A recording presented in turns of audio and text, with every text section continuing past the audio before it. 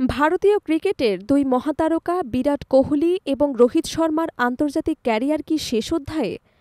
টি-২০ বিশ্বকাপ জয়ের পর একসঙ্গে অবসর নেয়ার ঘোষণা দিয়ে চমকে দিয়েছিলেন তারা। এরপর টেস্ট ফরম্যাট থেকেও মাত্র ৫ দিনের ব্যবধানে বিদায় নেন। এখন বাকি শুধু ওয়ানডে, আর সেই বিদায়ের মঞ্চ হতে পারে ২৫ অক্টোবর সিডনিতে অস্ট্রেলিয়ার বিপক্ষে তৃতীয় ওয়ানডে ম্যাচ। আলোচনায় আছে সেদিন হতে পারে এক মহা গ্র্যান্ড ফেয়ারওয়েল। যদিও ভারতীয় ক্রিকেট বোর্ড স্পষ্ট করে দিয়েছে, অবসর নেওয়ার সিদ্ধান্ত পুরোপুরি খেলোয়াড়দের ব্যক্তিগত বিষয়। বোর্ডের এক কর্তা পিটিআইকে বলেন, রোহিত এবং কোহলি নিজেরা যখন চাইবে তখনই অবসরের কথা জানাবেন।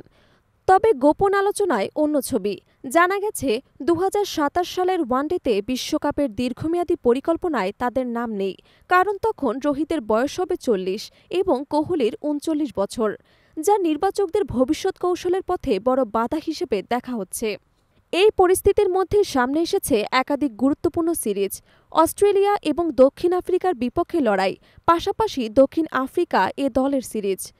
প্রতিটি ম্যাচে নির্বাচকদের চোখ থাকবে রোহিত এবং কোহলির পারফরম্যান্সের দিকে।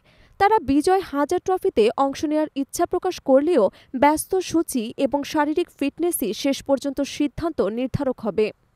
এদিকে কলকাতায় এক অনুষ্ঠানে বিসিসিআই প্রেসিডেন্ট এবং সাবেক অধিনায়ক সৌরভ গাঙ্গুলি স্পষ্ট ভাষায় বলেছেন, রোহিত এবং কোহলি দেশের জন্য অমূল্য সম্পদ। তারা ফর্মে থাকলে খেলা চালিয়ে যাওয়াই উচিত। ভারতীয় ক্রিকেটে এই দুই ব্যাটসম্যানের অবদান অন্যান্য। আইপিএল থেকে শুরু করে আন্তর্জাতিক মঞ্চ, তাদের ব্যাটিং নৈপুণ্য, নেতৃত্ব গুণ এবং লড়াইয়ের মানসিকতা ভারতকে এনে দিয়েছে অগণিত সাফল্য। বিরাট কোহলির ধারাবাহিকতা এবং রোহিত শর্মার মার্কাটারি ইনিংস বিশ্ব ক্রিকেটে ভক্তদের অসংখ্য স্মৃতি উপহার দিয়েছে। তবে বাস্তবতা হল, তাদের বিদায় মানে শুধু খেলোয়াড়দের অবসর নয়, বরং এক সোনালী যুগের সমাপ্তি। বিশ্লেষকরা মনে করছেন, এই পরিবর্তন ভারতের দলে এক নতুন যুগের সূচনা করবে, তবে তার সাথে যুক্ত থাকবে বড় শূন্যতা।